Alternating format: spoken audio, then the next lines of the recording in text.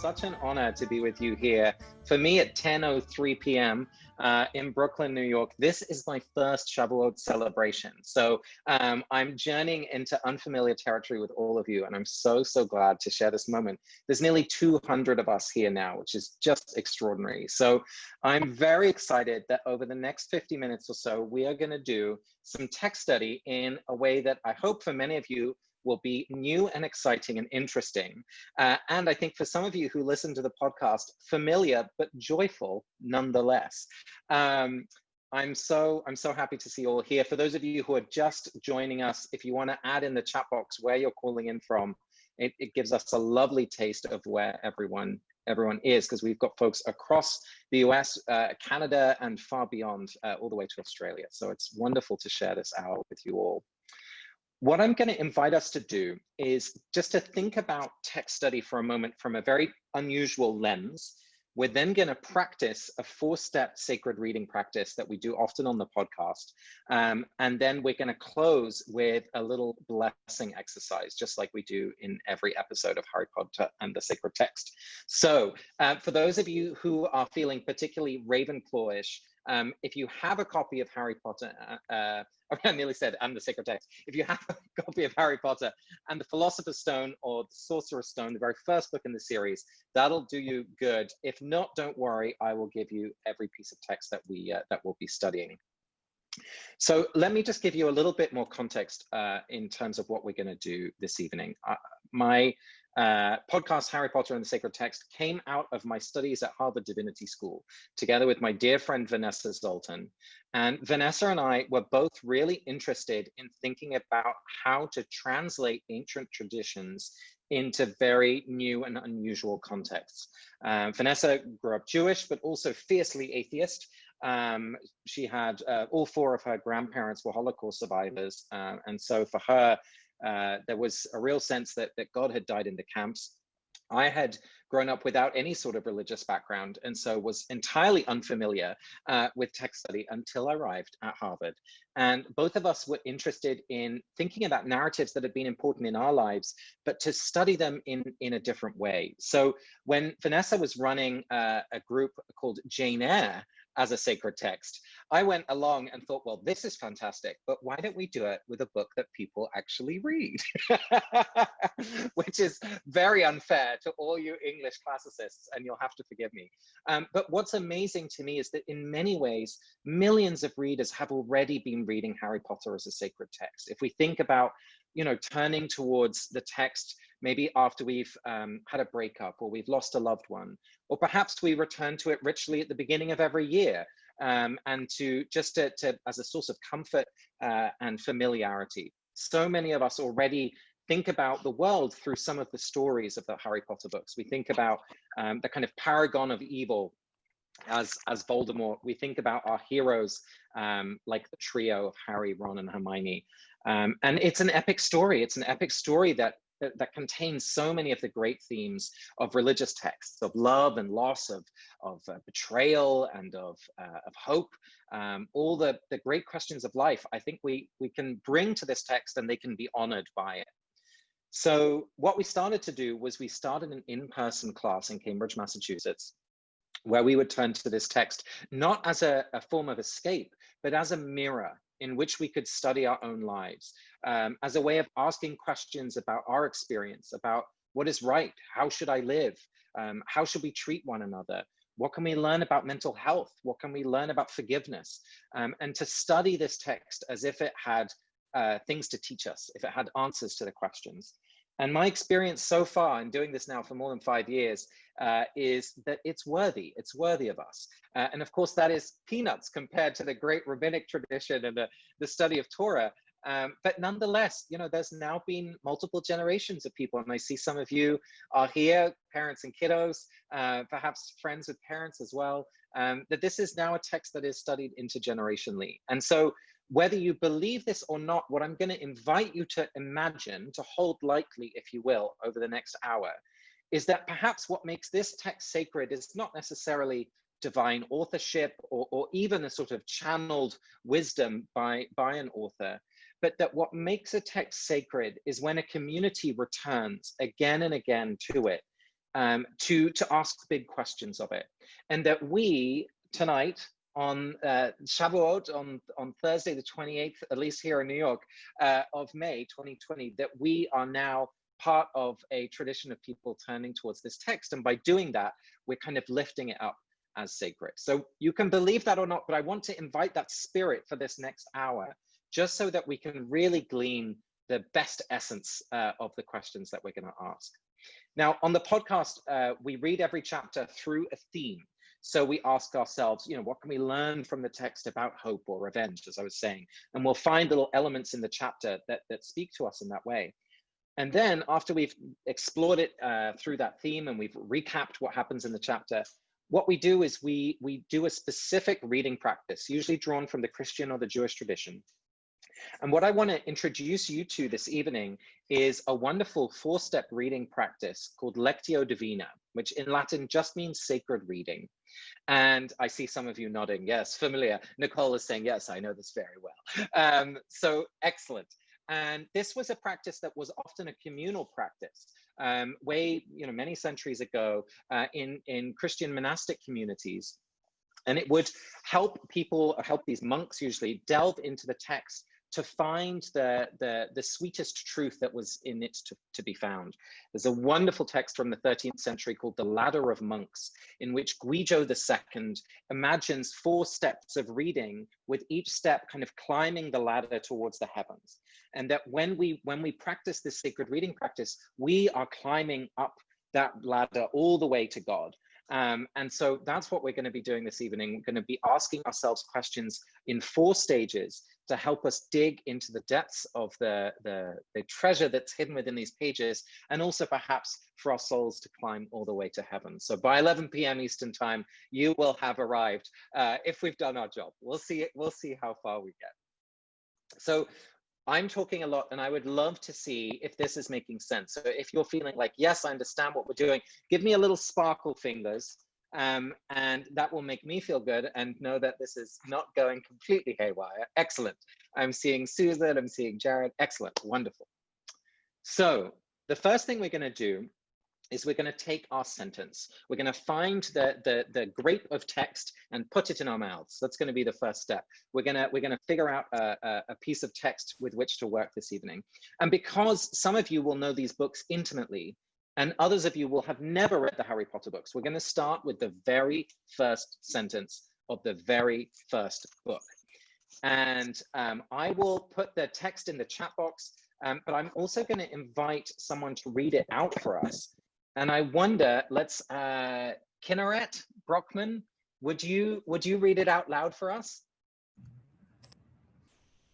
I don't actually have the book in front of me. But we can pull it up. Don't worry, I put it in the chat box, so you can read it from right there, or you can pull it up as well. Oh, you did. I'm looking for it.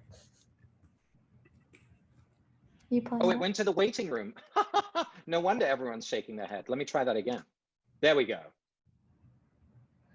Perfect. Mr. and Mrs. Dursley of number 4 Privet Drive were proud to say they were perfectly normal. Thank you very much. Wonderful. Thank you so much for reading that. Fantastic. Round of sparkle fingers. Fantastic. So this is the very first sentence of the whole book. So even if you don't know anything about the story, we will know just as much as you do as we study this piece of text. Now, in Lectio Divina, the first step, the first kind of rung of the ladder is to ask ourselves literally what's happening in the text here. What's going on? What can we learn just on a narrative level about what's going on, who we're meeting, where things are happening? So, for example, we learn that there are 2 characters. There's Mr. and Mrs. Dursley. We learn that they live on a road called Privet Drive, and it's at number 4. But I'm curious, what else do we learn in this little sentence? If you want to add in the chat box something very, just on a literal level, what are we learning about the text at this very first simple level? Mitch says they have an attitude. Yes, absolutely. Anne says that being normal is important to them, right? They care about being perceived in a certain way. Tiara says they're basic. Well, Tiara, that would be cruel, but not unfounded. Mary says they care a lot about what other people think, perhaps too much, that they're defensive. They need to justify themselves. Excellent. Look at this. You're great textual scholars, all of you. Amazing. They're aware, Rachel says they're aware of other people's opinions. And Mara says they're a little snobby, perhaps. That's right. That's right. So all of this is absolutely making sense. We're getting a lot about Mr. and Mrs. Dursley. What do we learn about where they live? Is there anything that we get to learn about maybe the street that they're on? Help us paint a picture. What's going on in this text? Seems like a small street in England. It's, yeah, that's probably suburban, perhaps. It's not on a corner. Excellent, because it's number 4, says Robin. Very good. Excellent. Yes, don't jump ahead too much. Remember, we're staying at the literal level here. So no allegory just yet, everyone. We're just staying at the very, very kind of the most obvious reading. They have a home. Absolutely. These are people who live in a house. Very, very good. They like to be normal. It looks like lots of other streets. So we're already getting a picture of perhaps this suburb that they live in. Perhaps the house looks like every other house on the street. We're getting a sense that they want to blend in. Exactly, exactly. Oh, I love it. Leslie's saying they worked hard for their house, right? We can already start to imagine a little bit about how they might have gotten there. So this is the very, very first step of Lectio Divina. We're just reading the story as we would any normal book, right? We want to know what's happening, and we want to understand who these people are. But now, my friends, we're going to do something very different. As we bite into the grape of text, a flood of delicious flavors goes all over our mouths, and we get to taste all sorts of new and interesting flavors.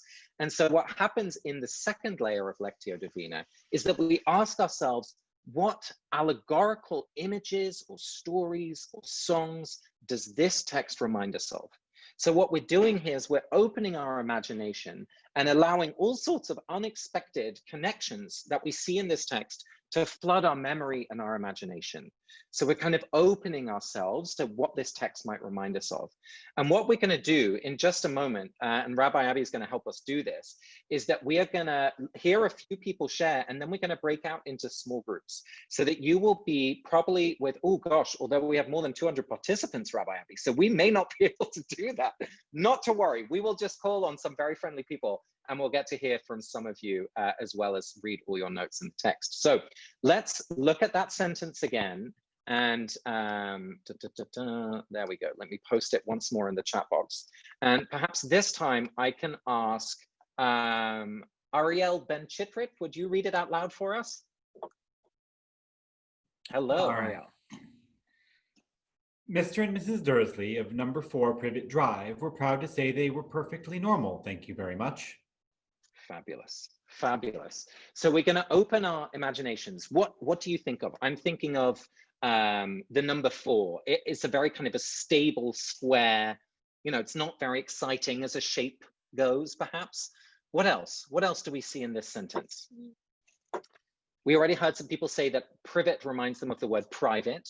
So perhaps there's a sense that these characters want to shield themselves off. What else have we got? They were proud. Ooh, perhaps not anymore. Interesting. Oh, I love it. Kate is getting a Mary Poppins vibe from the thank you very much. So we're reminded perhaps of other English literary characters. The 4 houses of Hogwarts. Excellent. I'm thinking of the Beatles, the Fab Four. What other things does the number 4 remind you of? Surely there's important Jewish uses of the number 4. The somewhere. 4 questions of Passover. The 4 questions of Passover. I love it, Phyllis. Thank you. Well, Yes. Yes, absolutely. The 4 mothers, the 4 seasons, the idea of kind of a standard family unit, right? 2 parents, 2.4 children, 4 cups of wine, the 4 sons of Passover. Excellent. So we don't yet have to make sense of any of this. That's absolutely fine. We're just making as many unusual connections as possible. I'm going to call on Rabbi Abby. Tell us more about the number 4. What else does it remind us of? Well, now you have me thinking about Passover and all the 4s there. Yeah. The 4 Is there children. anything important there in Passover? Why the number 4? Yeah, there's four. The number four just keeps recurring, right? We have the four cups, the four children. We have the four. There's four blessings, four stages in the verse that takes us out of Egypt from slavery to freedom. There's four verbs there, and that gets like Yes. trashed and interpreted from slavery to freedom, and each of the stages. That's where mine's going from all these other comments. Oh, I'm already loving this, because if you know the Harry Potter story, you will know that in that house, there is a 10-year-old boy who is kind of kept under the stairs in not too comfortable circumstances. And the books are going to trace his journey from captivity to freedom. So I'm already seeing some parallels there. That's fantastic. Oh, that's true. At this point, there's only three people in the home. Good point. Good point. But very soon, Harry will join them as number four. Excellent. What else do we have in this sentence? We've got the number four. We've got the word privet. What else have we got? What maybe, are there any movies that you're reminded of, or songs? Oh, I love that. Ron, Harry, and Hermione plus Hagrid equals 4. Thank you very much. That reminds me of Elvis a little bit. Thank you very much. What else have we got? Perfectly Normal is in a Kinks song. The Kinks, great band. No, they're British, aren't they? I think so. The Marauders, the 4 Marauders. So these are 4 characters that we'll meet later on, who are kind of in a flashback and prove very important. So we're already seeing some connections. Oh, the 4 names from the Goblet of Fire. For those of you who are familiar with book number 4 in the series, ooh, this is interesting. Unlike the plan to have 3 names emerge from the Goblet of Fire, there are 4 of them that turn out. So we're getting all sorts of interesting connections. Excellent. Tell me a little bit more about, Sharon, will you unmute yourself and tell us a little bit more about Little Houses in Little Boxes? Tell us about that. There's a song called Little Houses in Little Boxes. It's where all the houses are all the same. So you get the feeling that everybody wants to be the same. And like I said, part normal and everything else. Absolutely. And is there anything that happens in that song? What do the people in the little houses do anything? Does anything change? What happens? They're all the same. Nothing ever happens. And nothing ever happens. Excellent. I love it. Thank you, Sharon. This is fantastic. Yes, Barry talks about privet as a hedge, again, that a sense of cutting off. So we're just getting a lot of things that suggest again and again that these characters don't want to be different. They don't want to be strange. So now comes the really fun part for me. And I want you, if you have a pen and paper nearby, you can write this down. You can do some journaling on your own. If you don't have that nearby, you can just close your eyes or just sit back and think for a few minutes. We'll just have some quiet time, because what I want to invite you to do now is to answer the 3rd step of Lectio Divina. And now we ask ourselves, what am I reminded of in my own life in this sentence? What experiences have I had? What do I know? Who do I feel like I am that is recalled in this sentence? And I'm going to ask, perhaps Lauren Konopko, would you read the sentence for us one more time? I'll unmute you now, if I can. Excellent. Sure, hang on. I'll just put it in the chat box again. Here we go. Yeah, sorry, I got lost. Okay. Mr. and Mrs. Dursley of number 4 Privet Drive were proud to say that they were perfectly normal. Thank you very much. Thank you very much, Lauren. Excellent. So just take a moment. We'll take about a minute or 2 of quiet. And I want you to think about your own life. What experiences have you had perhaps today, perhaps this week, perhaps a long time ago? It's reminded by this sentence. Mr. and Mrs. Dursley of number 4 Privet Drive were proud to say that they were perfectly normal. Thank you very much.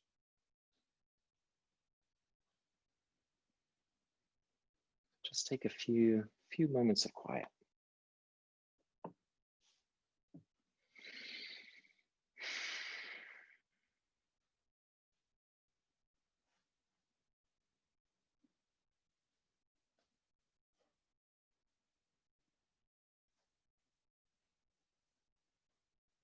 Mr. and Mrs. Dursley of number 4 Privet Drive were proud to say that they were perfectly normal. Thank you very much.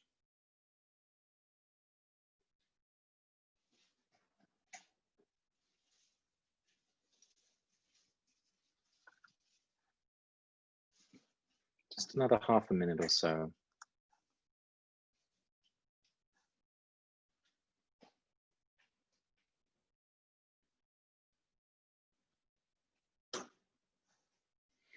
You know, what I'm thinking of is I came out in high school, but I remember a good amount of time that I cared desperately about not being different.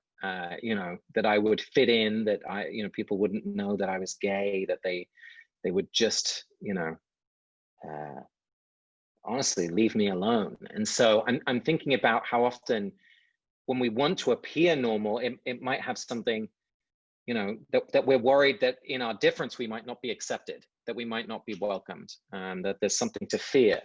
And it reminds me of, although, I get to live a life very openly and comfortably, that there are so many people, for whatever reason, who might still feel like they can't be fully themselves at home, in the world, the workplace, the synagogue. So I'm curious, what comes up for you? Perhaps there's a story that you can tell us from your own life. And if you want, you can actually raise your hand, I think, digitally. Let's see if we can do that in the participant list.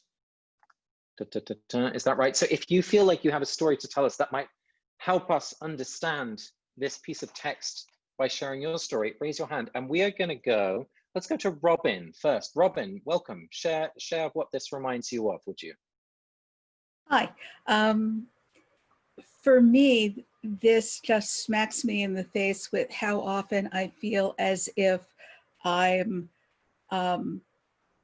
fooling everyone and wearing a persona in order to fit in, because I feel that who I am would not be accepted. I feel that a lot in synagogue because all of my reading and all of my learning was as an adult and in English, and I do not read a word of Hebrew. I cannot tell you an aleph from a bet, but I come across as this very learned person because I do study and I do pay attention and I do like what I'm reading, and I'm very involved in my synagogue. Yeah. But everyone thinks that I'm this, scholar, and I don't know squat. Well, Robin, don't say that about my friend Robin. I know that you know plenty, but I absolutely hear that sense of, what will people think if they know, right? I think many of us carry that in one way or another, that there's always something, and not perhaps everywhere, but in certain places we might feel like we can't fully share. Thank you, Robin. I saw Joshua Sachs as well. Joshua, would you share your story with us? Make sure you're unmuted. Yes. Hi.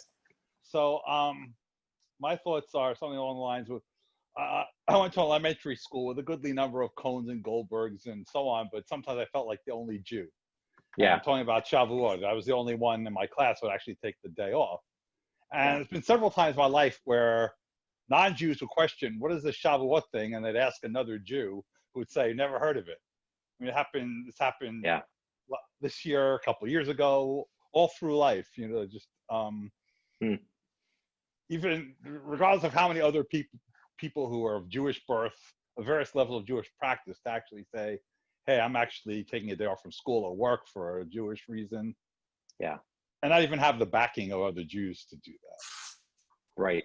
Right. So that sense, even perhaps, especially for the Dursleys, that sense of, well, let me say this the other way around. I hear so clearly in your experience, that sense of even folks that you would think would have your back sometimes then don't, or that sense that you kind of can feel exposed a little bit, even when other folks might share an identity or share an allegiance of some sort. Is that right, Joshua?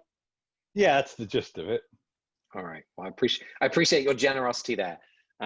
So I love already like how this simple sentence is suddenly being filtered through Joshua and Robin's stories, and we're seeing new depths, right? I don't know if for you this is true, but Mr. and Mrs. Dursley are coming alive a little bit for me. But let's help them grow a little more. Kaylee, let's hear from you.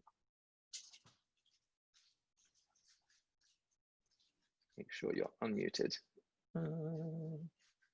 There we go. Okay. I just reminded how difficult normalcy is to maintain.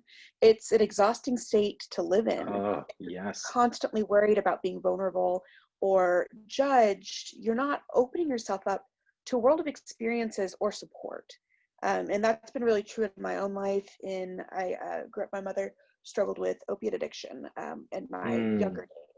And I just remember having to keep myself put together, to take care of keeping up appearances.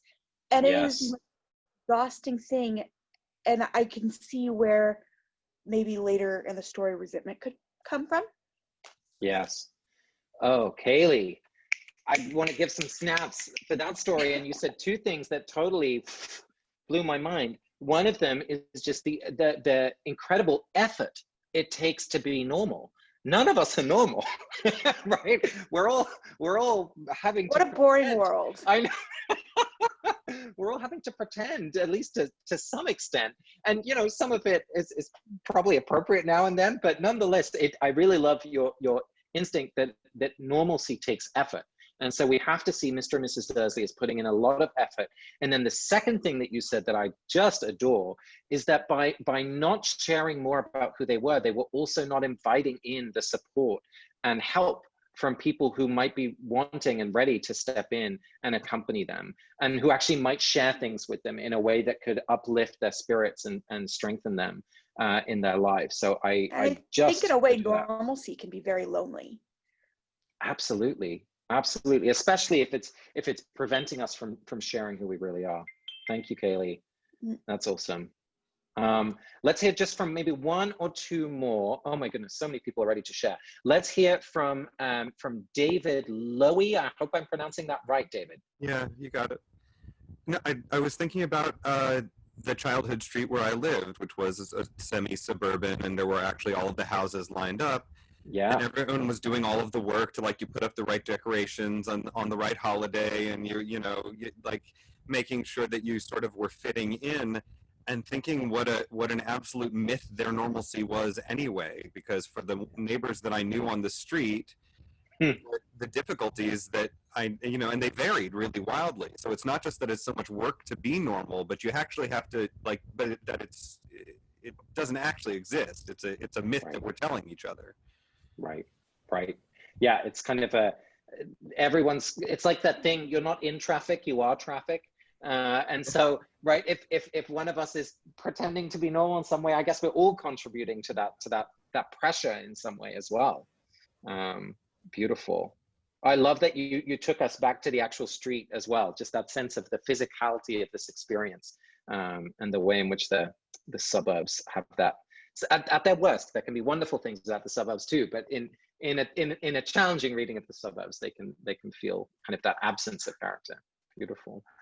Okay, let's have one more, and let's go to Lindsay, and I can't quite see your whole name, Lindsay Feig and Jackson, perhaps. Yeah. Tell us your reading. Hi. So yeah, when it came to the idea of perfectly normal, I automatically think back again to my childhood and just where I grew up. I grew up in a very Christian-based, everyone seemed to act exactly the same, very communal group, but it had a very high divorce rate. And so, weirdly enough, my own house, my parents were still very happily together. They still are. My mom's Jewish and my dad's Lutheran, and that was my normal. And so it was kind of interesting because I was going off of that being my normal and everything else being very strange. So which is a weird inversion of itself. And so I actually found myself saying to myself as a kid that I was very proud to be very normal. Yeah, I love that. Well, and I'm also hearing in that story that normal is so cultural, right? Like what we expect normal to be is so informed by the place that we're born into, the family we're born into, the culture that we're born into, and that what is normal in one place can be very unusual, and perhaps even seen as bad in some way in another place. Yeah. Beautiful. Thank you so much. Wow. Okay. I hope, like me, you're already suddenly, your imagination has been fully awoken, and we're climbing up that ladder of monks, and we're suddenly seeing not only this place, but the Dursleys in a completely new light. So what I want us to do now is to step to our fourth and final rung. I'm just going to post the text once more, and perhaps Karen Levine, would you be so kind as to read it for us? Just the same sentence.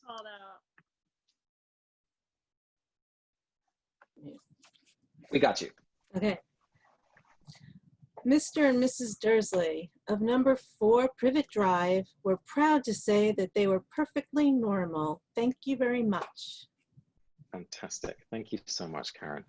I always love hearing it read in different voices because everyone's voice brings just a new element to the text. And so thank you for all our readers so far. This is wonderful. So in our fourth and final step of Lectio Divina, in our interpretation of it, what we now ask, traditionally, Guido II, who wrote that wonderful little pamphlet about the ladder of monks, would ask, what is God asking me to do through the text? And if that works for you, that's wonderful. And if you would prefer another way of asking the question, let me offer, what is the text asking of me now? So it might be, if you imagine kind of water going through all the different layers of a soil system to become purified as it reaches the bottom, what is it now that I'm being asked to do? Having read it narratively, having read it kind of imaginatively, allegorically, and then finally read it personally, what it reminded me of in my own life. What action might I be invited to take now? It could be something very small. It could be something very big. Just take a minute, allow yourself some space. Take a couple of deep breaths.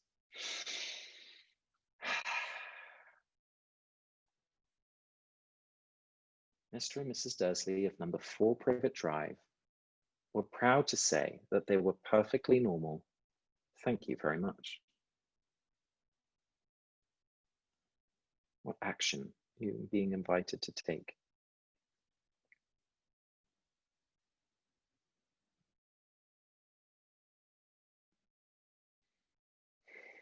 So some of you already adding in the chat box what you're being called to do. If you'd like to share with your voice, please just raise your hand. You can do that by going to the participants button in the bottom. And if you're willing to share what action you're being invited to do. Phyllis, I see you waving, so I'm going to come to you. Oh, thank you so much. Will you tell us what action you're being invited to take? Well, it seems like you're invited to respond to say, well, I'm normal too. Or, yes, I know you're normal. Or something like in conversation. Nice. And is that something you see happening in the text, or that you feel invited in your own life as well? Well, I certainly see it in the text, and yeah. I hope that people would invite me to speak to them, but I do have to say, sometimes I feel offended because someone says that I speak too much or I speak too fast. And I think, I'm a multi-thinker. I think several thoughts one after another. Doesn't always have to be one at a time. That's right. I love this, Phyllis, because I think what you're pointing us to as well is how the way in which we speak together is totally cultural. I'm sure that in this group, many of you will have been, familiar at least with the stereotype in which, right, especially when Jews are together, there's lots of enthusiasm. And if we're not talking over each other, then there's something wrong. But then if you're suddenly in a group that's not your family, or that's not with folks that you know well, or who share that kind of cultural context, in which it can be perceived very differently. So I'm really hearing, Phyllis, in your sharing an invitation to try and remember the different cultural context. And when someone says, yeah, you talk too much, just be like, well, it's cultural. Right. Beautiful. Let's go to Judy. Judy Rosen, would you share the action that you're invited to take by this reading? Yeah, I think I said, get out of my white bubble. Say more. Well, when we first read the sentence, I think I felt like the victim. And it immediately transported me to being inside of a shul where I would not be allowed on the bima. Yeah. And the first, I didn't mind a machitza, but I minded that there was no way up for Yeah. me to get onto the bima. When I saw that, I felt crushed. Yeah. So I started thinking about it that way, but then as I kept reading it, then I realized I put my hand up and stopped things from happening. Especially this week, I think, in the past 2 weeks, it's really making me feel a little bit helpless that I really don't know what to do to change the current situation, even on a small level. Beautiful, Judy. Well, let me say that even just by saying like what you've just shared, it's introduced in this conversation, in this group, an element of race, which is so rare, especially in majority white groups, to say out loud. So you've already done something this evening, which I want to commend you for.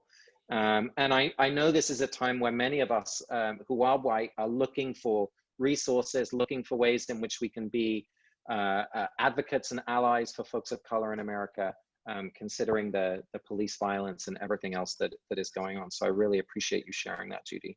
Thank you. Thank you. Other folks, other actions that we're being invited to take. Let me go to Dina Newman. I feel called to be open to non-normal. I think that's kind of what that sentence to me, when we go into this fourth level, makes me think of like, now I'm being prepared for something that's not them. And I also feel like it's like calling me to be not just open to it, but even to embrace and push for that I want to see what's not normal compared to them. Ooh, oh, I love that. So it's an invitation to explore the weird and wonderful. Yes. Oh, I love that, Dina. You know, it's funny. This is just a personal reflection. We get to do live shows for Harry Potter and the Sacred Text, the podcast. We get to go on tour, and at least in other times, of course, now that it's not safe to do so. And one of the things that I was very excited to try as a cis man was to wear a skirt on stage. And it was terrifying. And it's so absurd that a piece of material could be so unsettling. And I thought, well, what better place to try it than, you know, on the stage where people are going to give you lots of cheering. So if possible, Dina, let me recommend trying Weird and Wonderful in a place where you will get lots of encouragement and wild applause. Even if it's on a Zoom call, this is the moment. I think, you know, one of the interesting things about this quarantine is that because we're doing more and more things on Zoom, it's actually a great time to try extremely new things because we're all in the safety of our own home. And, you know, what's the worst that can happen? So I think you've pointed us to a beautiful exploration. So, my friends, we have reached the end of the sacred reading of our first practice of our Lectio Divina. And honestly, this is just a very simple toolbox that you can take with any text, including kind of traditional Torah, if we can say that, and to bring just a different way of engaging with text, to move it from the page through our imagination, our own experience, and then into our own life right now, today. And it's a way in which the text can always be fresh because our lives change. The text is always a mirror for our experience. And so the text always becomes enlivened and new and interesting and relevant when we bring our life experience, when we bring our questions to it. So whether it's, you know, I'm really pretty open about whatever the text is going to be, but I hope you get to do some more text study in the coming year. So we've got about 10, 15 minutes left before we close. And one of the things that we love to do at the end of our podcast is to offer a blessing. And we offer a blessing to a character in the books. But what we're going to do this evening, for those of you who know and love the books, you are so welcome to bless a character from it. But I want to invite each of you to think of maybe someone that you want to bless. And there are so many wonderful blessing traditions, and I'll share the one that I'm most familiar with, which is to think of blessing as a calling forth of the inner goodness that already exists in the person or the character. And so what we're doing is we're sort of shining a light with our words of blessing that help someone remember their inherent worth and their inherent dignity and their inherent goodness. We can bless someone for something they've done, for the way that they've shown up, for maybe an intention that they've held, for coming through something difficult. But we can also bless people for just being there. We can bless them for just who they are. They don't have to do anything special in my books to deserve a blessing. So if you have a blessing for one of the characters of the Harry Potter books, or if you have a blessing for a character of a different imaginative world or series or TV show, or perhaps you have a blessing for a human being that is in your life or in the world that you want to offer a blessing to, let me invite you to raise your hand. I will give a blessing, if I may, to Mr. Dursley. Mr. Dursley is a little bit of a comical figure at first and becomes a troubling figure in many ways later on. But I see in him such devotion to his wife. I see in him such devotion to his son, to his family. And I want to bless Mr. Dursley for his sweet love for his family. And I wish him to expand that love, to extend it beyond his family and out into the world. So just a little blessing for Mr. Dursley there. But let me ask you, if you want, you can raise your hand in the participant list. You click the little raise your hand thing. I see Eve is raising her hand on camera. So let me go to Eve and invite Eve to share a blessing. Eve, who are you going to bless this evening?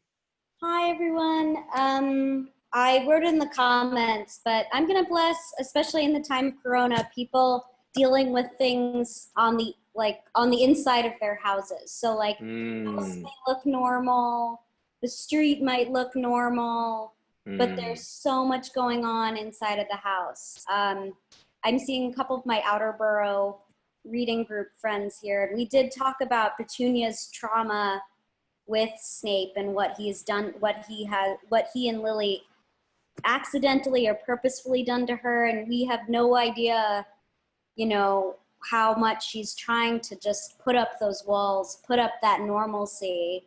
But again, we have no idea what's going on inside of the house. So a blessing for those who are dealing with what's going on the inside while putting a perfect veneer on the out. Beautiful. Thank you, Eve. Yes. Wonderful. Other blessings that we might hear this evening. I will do my best to scan through the little boxes, or you can raise your hand in the participants list. Yes, let's go to Melissa. Kept muting and unmuting myself. I want to bless Luna for being perfectly who she is and knowing who she is and always embracing who she is and never, ever, ever letting anyone else say to her, you shouldn't be this way, or she never takes crap from anyone about who she is. She's just so herself. And I want to extend that blessing out to anyone who just thinks that who they are is just not okay. You're all okay. It's okay to be who you are and to love that weird, wonderful aspect of yourself. Wonderful, Melissa. Yes. Blessings for Luna. For those of you who know Luna Lovegood in the books, you'll recognize that description immediately. She wears what she wants. She often moves around the world in ways that doesn't make sense to folks around her, but absolutely. And she does it with such a sweet heart and such a generous accompanying spirit. So yes, thank you for that blessing. Perhaps some more blessings for folks in the books, but maybe also someone in your life. Is there perhaps a friend or a relative or a stranger who you see from your window during quarantine who you want to offer a blessing to? Let's go to Jill. Jill, would you share your blessing with us? Hello. Hello. I want to give a blessing to Neville Longbottom from the books because, as we know, he kind of comes in to save the day. He's a little random, but he does it. And in the world we live in now, we really need someone random, anyone at all, to come in and help us to lend a helping hand, save the day in some way. Beautiful. Yes.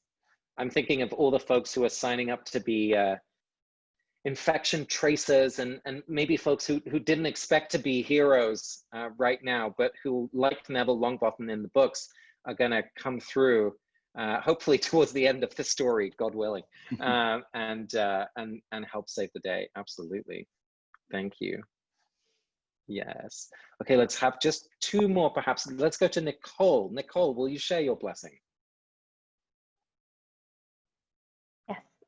I want to bless my daughter, who's 5, and all the kids who are on the cusp of understanding what's going on, but also having no idea of what's going on and why they can't be with their friends and family and school.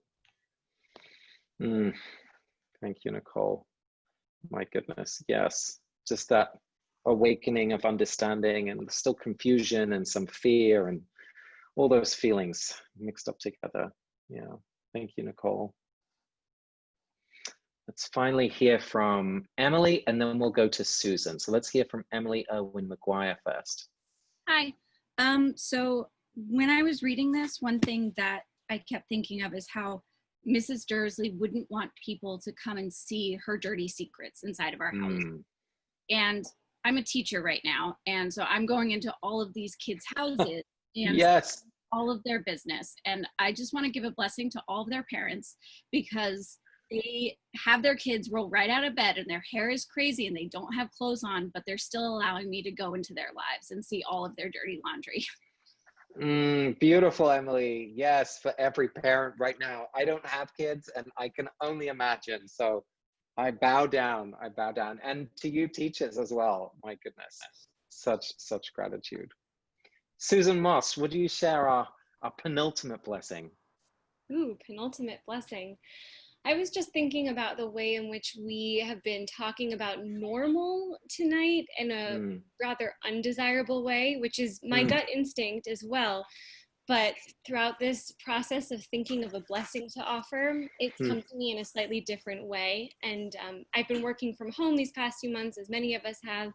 I've been taking a walk around the neighborhood every day to mark the separation between my work day and my regular life day, even though they take place in the same room in our home.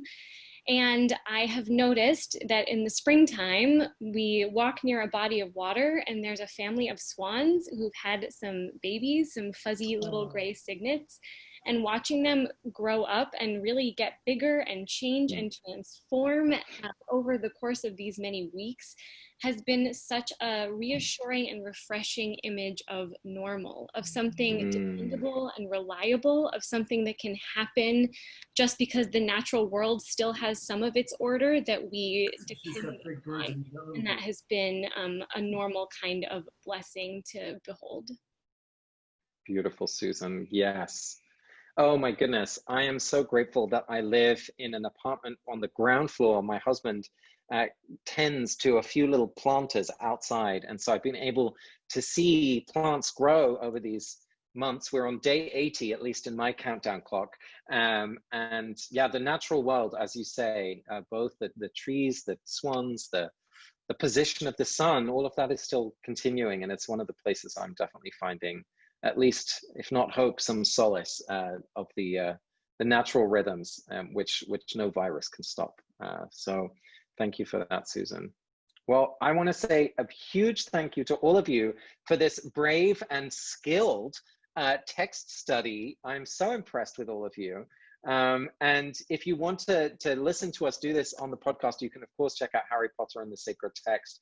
And I heard some of you here from a local reading group from the Outer Borough Reading Group. We've got more than 70 local groups now around the world of people gathering to, even now, gathering online to do sacred text readings with Harry Potter. So if you want to do more of that, you're so welcome to check out Harry Potter and the Sacred Text. But more than that, I want to say thank you to each of you for your diligent attention, your generous reading, your loving spirit, and wish you all the very, very best on this happy holiday. And I wonder, perhaps, Rabbi Abby, if you opened us with a blessing, would you close us with a blessing as well? Those were all such beautiful blessings. I was texting them to my team who are manning the other rooms. I said, you won't believe what's happening in here. And so I just bless us all with the continued openness of heart that it takes to come online, to receive Torah, and to be able to count Harry Potter, and to learn from somebody who's not a rabbi, who's a different kind of a teacher, and the openness of heart and spirit that I think is what's going to bring us a lot of healing in the world, if we can just continue to be open-hearted and generous in who we learn from and how we learn. And thank you, Casper, so much for starting us off this evening. And thank you all for joining.